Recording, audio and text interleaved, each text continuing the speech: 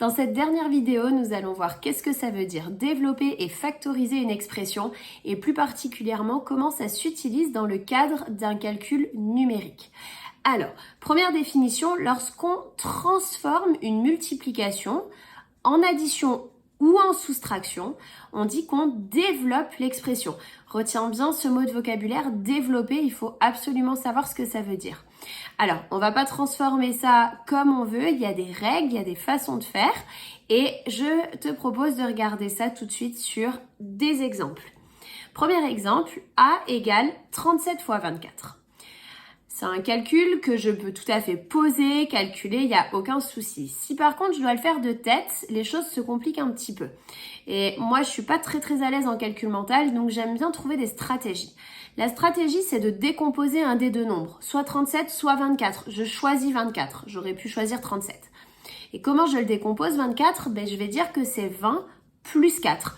Donc je vais réécrire mon calcul en décomposant le 24 et pour bien montrer que 20 plus 4, ça vient de mon 24 et que c'est un nombre, je vais mettre 20 plus 4 entre parenthèses. Donc ça me donne 37 fois, entre parenthèses, 20 plus 4. Maintenant que j'ai ça, qu'est-ce que j'ai ? J'ai que le nombre 37, il multiplie tout mon paquet 20 et 4. Donc il multiplie 20 et il multiplie aussi 4. Donc, au lieu de l'écrire de manière un peu résumée comme c'est écrit ici, je vais l'écrire en détaillant tout. Je commence avec 20 que j'ai surligné en rose, donc je réécris en détaillant que 37 multiplie 20. Et ensuite, le plus qui est dans ma parenthèse que je garde bien, 37 multiplie 4, mon paquet en vert. Maintenant que je suis à cette étape-là, je veux terminer mon calcul. J'ai deux multiplications, une addition. Tu te souviens que c'est la multiplication qui est prioritaire, donc je peux souligner les deux multiplications pour dire que je vais commencer par là. Comme elles ne se chevauchent pas, je peux les faire en même temps, il n'y a aucun problème. Donc c'est parti, je commence avec 37 fois 20. 20 c'est 2 fois 10, donc je vais faire 37 fois 2, qui me donne 74 fois 10, 740 bien sûr. Et ensuite, je garde bien mon plus entre les deux. 37 fois 4, donc 4 c'est 2 fois 2, donc je commence par faire 37 fois 2, qui me donne 74, et de nouveau fois 2, ça me donne 148. Arrivé à cette dernière étape, il ne me reste plus qu'à additionner 740 plus 148, qui donne 888. Et c'est terminé, j'ai réussi à calculer sans poser, en faisant tout de tête. Alors, bien sûr, on a écrit les étapes, mais avec un peu d'entraînement, on peut le faire entièrement de tête. Et j'ai fini ma multiplication. Exemple suivant, B égale 45 fois 28. Alors, je vais encore une fois utiliser la même astuce, je vais décomposer. Mais pour 28, je vais pas dire que c'est 20 plus 8 parce que fois 8, ça peut commencer à devenir un petit peu technique, même si ça se fait. Je vais plutôt dire que 28, c'est 30 moins 2. Ça me paraît plus simple. Donc, pareil que tout à l'heure, je réécris mon calcul avec cette modification et donc j'enlève 28. À la place, je mets bien entre parenthèses que le 38 vient de 30 moins 2. C'est un paquet. Puis pareil que tout à l'heure, au lieu d'écrire que 45 multiplie 30 et 2, je vais détailler que 45 multiplie 30 et que 45 multiplie 2. Donc, je remets mes paquets.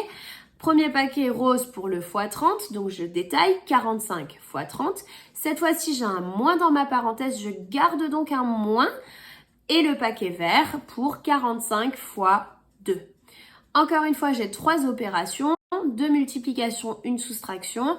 La multiplication passe en priorité, donc je peux les souligner les deux en même temps puisqu'elles ne se chevauchent pas. Et c'est parti, 45 x 30, donc 45 x 3 x 10. 45 x 3, je commence déjà par faire x2, ça fait 90. Et pour rajouter une troisième fois, je fais plus 45, ça me donne 135. Et x 10, 1350. Bien sûr, je garde le moins. Et 45 x 2, 90. Je termine avec ma soustraction.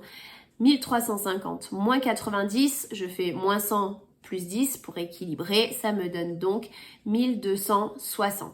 Et encore une fois, j'ai réussi sans trop de difficultés à finir ma multiplication qui au début est un peu technique et tout ça, je le fais de tête. Je reviens sur la définition.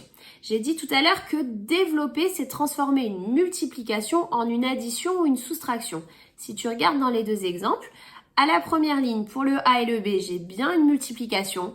Et dans les deux cas, à l'avant-dernière ligne, je me retrouve avec une addition pour la A et une soustraction pour la B. J'ai réussi à développer, j'ai bien transformé mon calcul en respectant les règles que j'ai expliquées et j'ai pu terminer mes opérations. Alors c'est très très pratique ce genre d'astuce pour le calcul mental.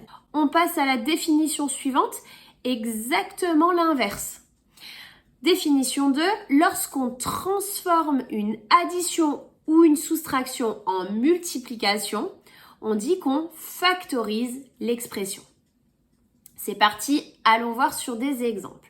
Je commence avec le premier calcul. A égale 43 fois 68 plus 57 fois 68. Alors déjà, est-ce qu'il s'agit bien d'une addition? Parce que je veux factoriser, donc il faut que je démarre avec une addition. Alors, si je réfléchis à quels sont mes calculs prioritaires, c'est les multiplications. Elles ne se chevauchent pas les deux, donc je peux les souligner toutes les deux. Et donc, je me rends compte que je vais commencer par les deux multiplications et je terminerai par l'addition. L'opération principale, comme on l'a dit dans la dernière vidéo, c'est bien celle qu'on fait en dernier. Ça veut dire que mon opération principale, c'est bien le plus ici. Autrement dit, qu'est-ce que j'ai dans ce calcul? J'ai mon paquet rose plus mon paquet vert. Je reformule, j'ai mon terme rose, tout le paquet, plus mon terme vert. J'ai une addition de deux termes, je peux bien essayer de factoriser. Maintenant qu'on a dit ça, dans chacun de mes deux termes, les deux paquets de couleurs, je remarque que j'ai le même nombre qui revient des deux côtés. Le 68, qui à chaque fois multiplie quelque chose. Comme il multiplie, ça s'appelle un facteur. Autrement dit, le 68 qui revient dans les deux, c'est ce qu'on appelle le facteur commun aux deux termes. Note bien le mot de vocabulaire, il faut le connaître absolument.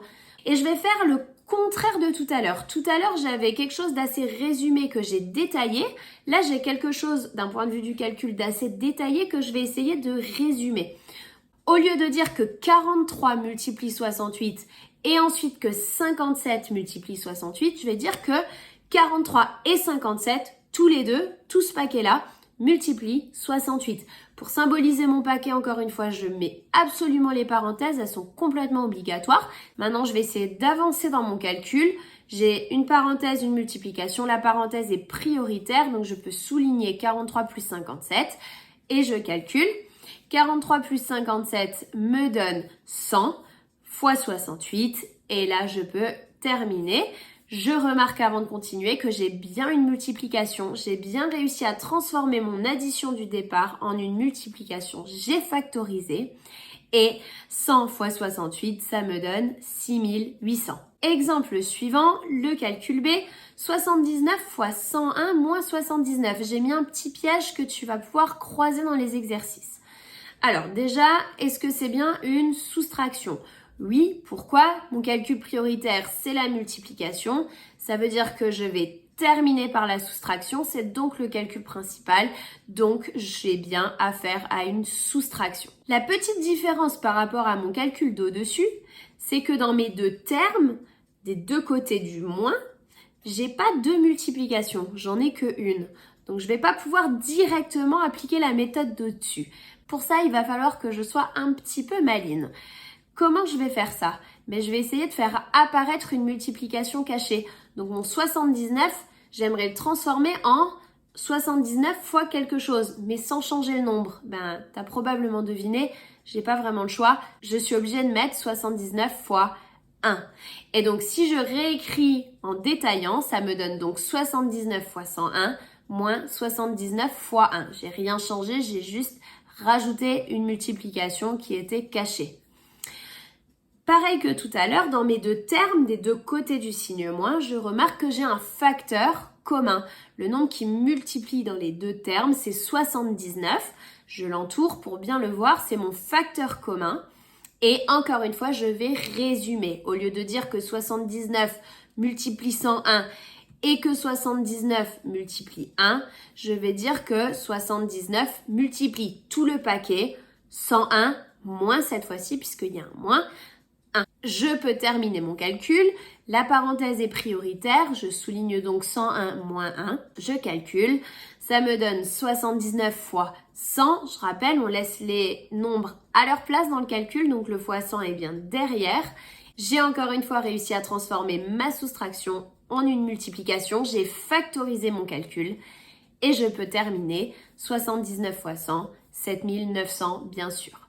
Donc voilà, 2 petites astuces, développer, factoriser en fonction du début du calcul. Ça va être à toi d'essayer de voir s'il y a une des 2 méthodes qui sert, qui permet de gagner du temps si tu dois faire du calcul mental.